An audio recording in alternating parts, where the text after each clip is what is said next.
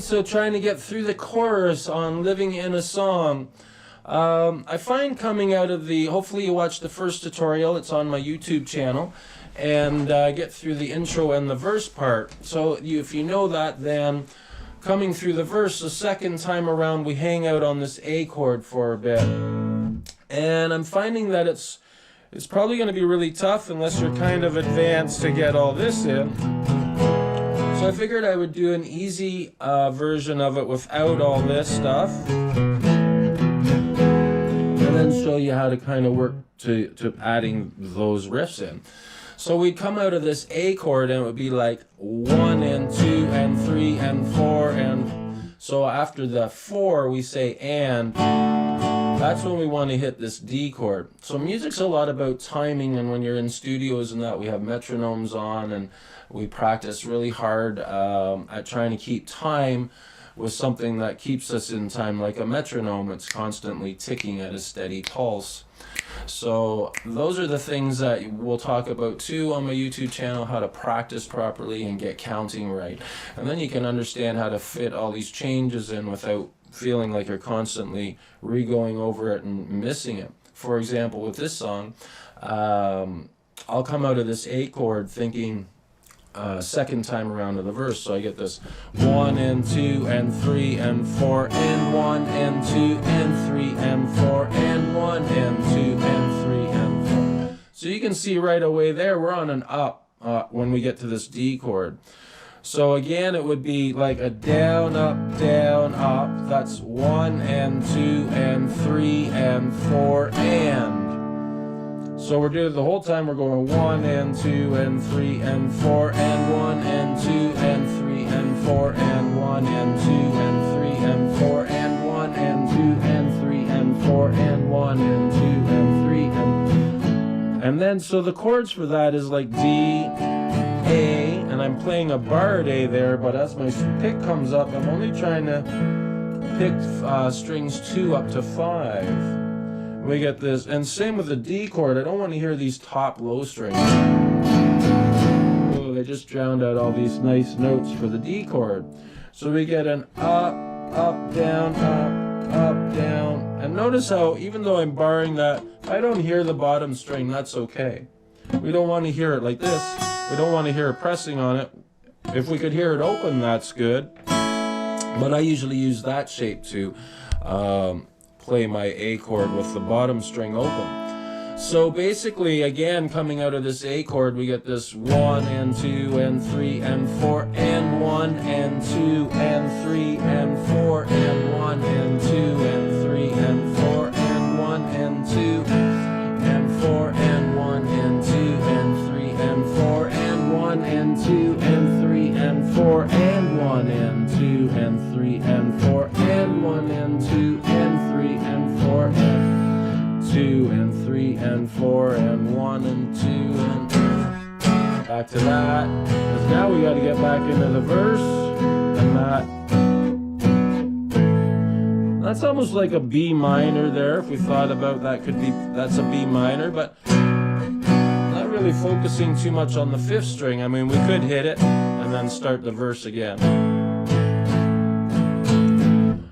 The other version, so hopefully you can catch that. I mean, slow the YouTube video down if you have to with the gear speed there. There's a gear on the right hand side. Click on it, gives you play speeds. Go to 75%. But I tried to play it as slow as I could. So the other version was putting all of his riffs in, which is, you know, at a fast pace. It's like...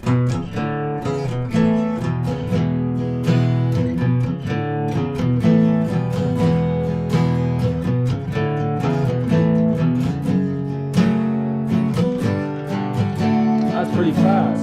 But if if we thought about it coming out of the A chord again, and we're doing this 1E and a 2E and a 3E and a 4E and a 1E and a 2. So we'd have to get these notes in on the E. So we're coming out of this A chord the other way was the easier version, so we don't get too confused here. And then this way is adding all the notes in if you want to try the harder version.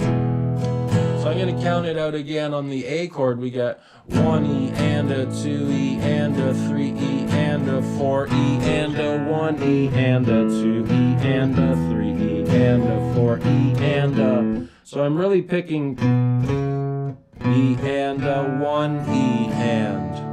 Notice I didn't do anything on 1. E and a 1, E and a... So E and a 1, E and 1, E and a 2, E and a 3, E and a 4, E and a 1, E and a 2, E and a 3, E and a 4, E and a 1, E and a 2.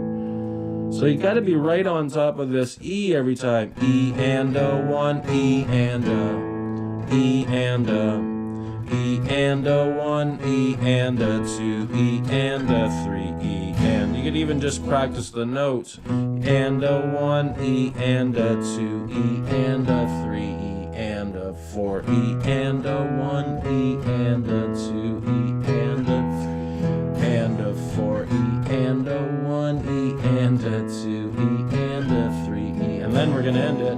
E and a 1, E and a 2, E and a 3 with a F sharp minor. And then we get the ups, down. So we got up, up, down, up, down.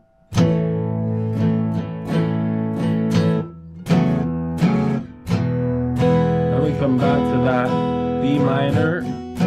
And now we're into the verse again, playing the same verse that we learned in the other tutorial.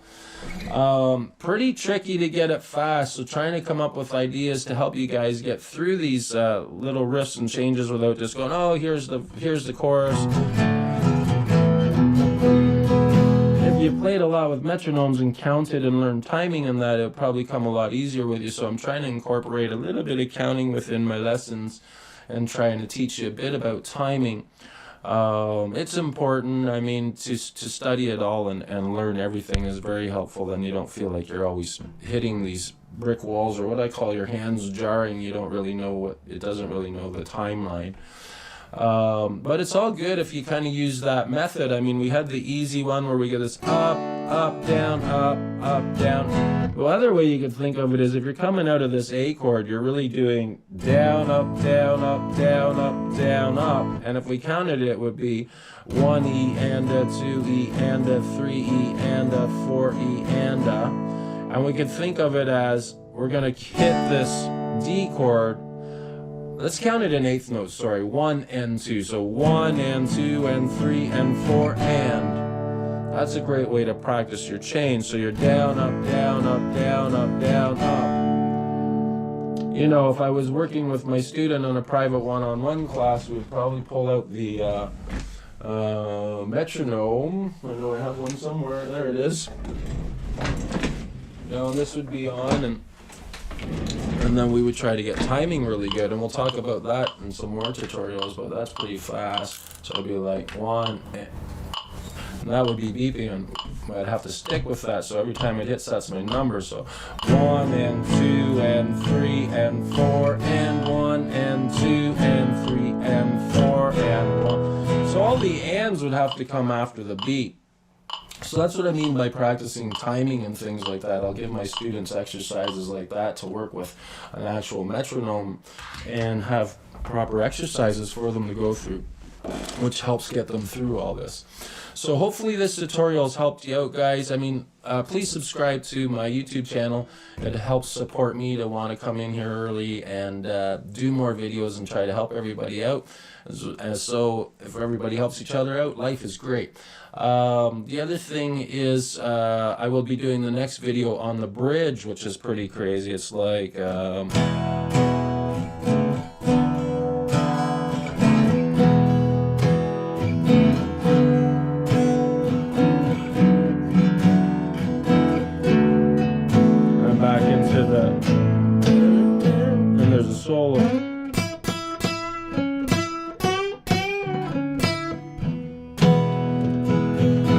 everything slow just so you guys can catch up to, like, see it, be able to visually see it. So perfect. I hope that helps you guys. That's the chorus. Again, here's another clip of the chart if you want to take a screenshot. I did one for the verse 2, which is on my other video. All right, guys, stay tuned for the bridge and the outro. Bye for now. GoPro, stop recording.